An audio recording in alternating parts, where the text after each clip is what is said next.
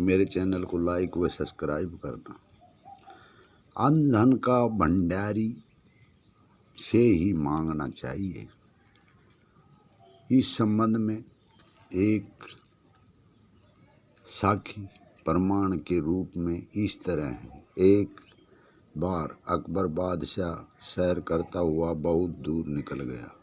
जब उसको भूख लगी तो वह एक किसान के कुएं पर चला गया।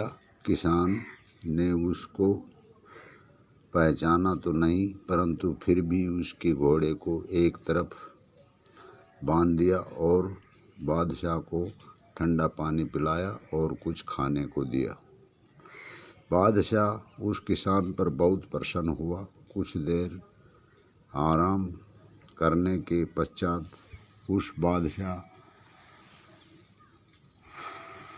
जब बादशाह वहाँ से जाने लगा तो उसने किसान को बुलाकर कहा कि मैं बादशाह हूँ, यदि तुझे कोई काम पड़े तो तू मेरे पास आ जाना।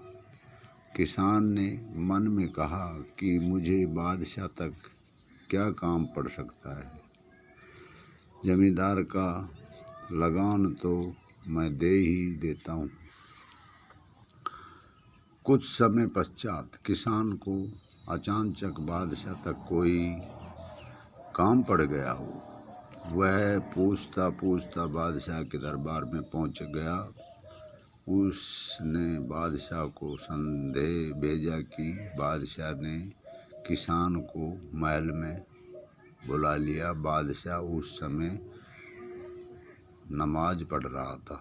नमाज पढ़ने के पश्चात बादशाह ने अपने दोनों हाथ फैलाए कर कुछ मांग मांगी। किसान सब कुछ बैठा देख रहा था। जब बादशाह नमाज आदि से निर्मित हो गया तो किसान ने पूछा कि आप हाथ फैलाकर क्या मांग रहे थे। अकबर बादशाह कहने लगा कि मैं खुदा से ये दुआ मांग रहा था कि मेरा अमुक कार्य पूरा हो जाए, मेरे राज्य में सुख शांति रहे इत्यादि। यह सुनकर किसान कहने लगा, अच्छा तो फिर मैं जाता हूँ। बादशाह ने पूछा क्यों, क्या बात है, कोई काम है तो बता। किसान ने कहा कि मैं भी उसी से ही मांग लूँगा जिससे कि आप मांग रहे थे। भिखारियों से क्या मांगना है, इसलिए निम्नलिखित श्रेणी से अथवा देवी देवताओं आदि से मांगना पूर्ण सफलता का कारण नहीं होता। ये जीवों को कुछ हद तक वही पदार्थ दे सकते हैं जो उनके अधीन है। वे जीवों को जन्म मरण से मुक्त नहीं करवा सकते, क्योंकि ये खुद ही इसी जन्म मरण के चक्कर में फंसे हुए हैं। वे दूसरों को कैसे मुक्ति दे सकते हैं जो खुद ही मुक्त नहीं हो सकते।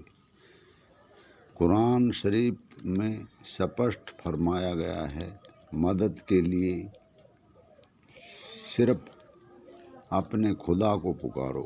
फिर फरमाया है, खुदा को पुकारना ही सच्चा पुकारना है। इसलिए अन्य सभी से ध्यान हटाकर केवल एक मालिक से, एक गुरु के आगे ही प्रार्थना करनी चाहिए। धन्यवाद।